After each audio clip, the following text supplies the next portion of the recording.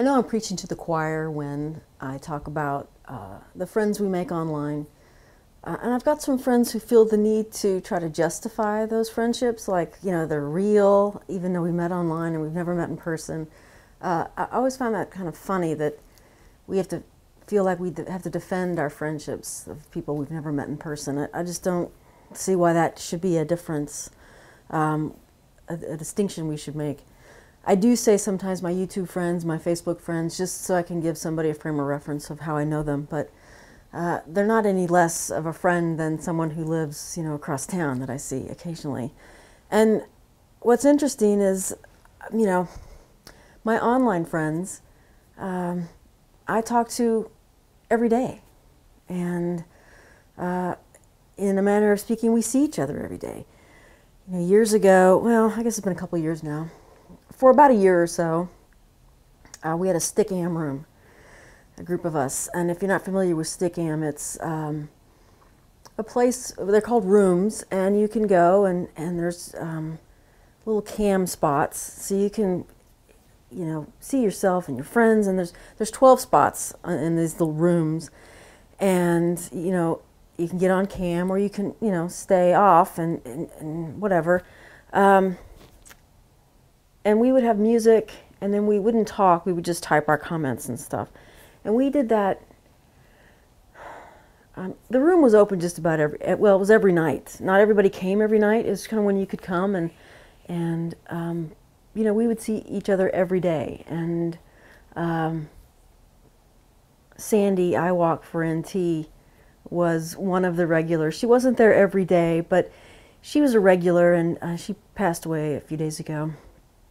In the stick-am rooms, we would just let our crazy out. We would have music going, we would just be playing and saying ridiculous things, and one friend in there, his name was Greg, and for whatever reason, I would always type his name Gurg, and I don't know why I inverted the E and the R. It was just one of those things where I was continually typing Gurg, to the point where I said, you know what, that's just what I'm going to call you. That's your name. That's what I'm going to type from now on, whether I tried to on purpose or not. That is your Gurg. And I called him that ever since. And when I send him Christmas cards, I put Gurg on it. And, you know, it's just one of those little in-joke kind of things, I guess. But Sandy was in the room when I was saying that. And she said, I have that same problem typing my own name. And I more often than not type Snade. And I thought, well, okay, that's what I'm going to call you. So I from then on, I called her Snade, and she would call me Nav. And when I would send her Christmas cards too, I'd put Snade on there. And we had a stick-am room we opened up the other night, sort of get together and talk about Sandy and all the good times and everything. And I told that story, and it's funny because a lot of people were regulars in the room, missed that, I guess, exchange at the time, and didn't understand why I called her Snade. And she's like, I had a friend on there. She goes, I always wondered what that was about. I said, yeah, that was it. And it was just, you know, one of those things. But one of those little stories that you know, you have about your friends. And I don't know, Beth asked us to tell a story about Sandy and post a video response to her video so that her sons could hear stories about her mom. And not that that's a great story, it's just the stick-am days were really fun days for me, and I think a lot of us that were in that room on a regular basis really enjoyed it. And she wasn't always on cam, but she was there a lot, just, you know, soaking it all in. And she would be quiet sometimes, and just at the right time make the right comments and have us all rolling on the floor, you know. Just, she, you know, didn't say much, but when she did, it really counted, and was the best. So yeah, I'm gonna miss her, and I miss those days too. They were fun days, but I, you know, have the memories of that, and I'll carry that with me. And I just want to come on and say a little something about Sandy and the friendships that we have on here. And like I said, talking and seeing people every day you get to know them better than you know the people that live across town that you see a few times a year. And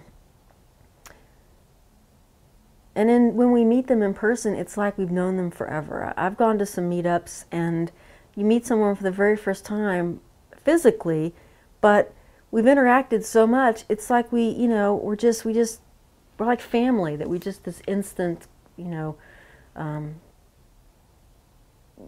sense of being comfortable with them, and just, it's an amazing thing, I think, to have friends that you can connect with, and the fact that they live across the country, it doesn't matter. It's just I do hate that I don't get to meet some friends in person, and they're just too far away, but I did get to meet Sandy in San Francisco a few years back, and I always have that too. So it's funny, she came to the hotel to visit. I'm not sure why. I don't know if it was, she wasn't sure she was going to be there the next day, although she ended up going to the meetup, but she came to the hotel and we talked for a few hours. She brought Johnny with her, and we were immediately talked for hours, and we never took a picture of us together. I think it was just because we just were so busy in the moment that we didn't get a picture of us together. And then after the fact, we were both like, oh man, next time. So anyway, I love all you guys, well, most of you, and I think it's important that we tell each other that, because you may not be able to. Bye.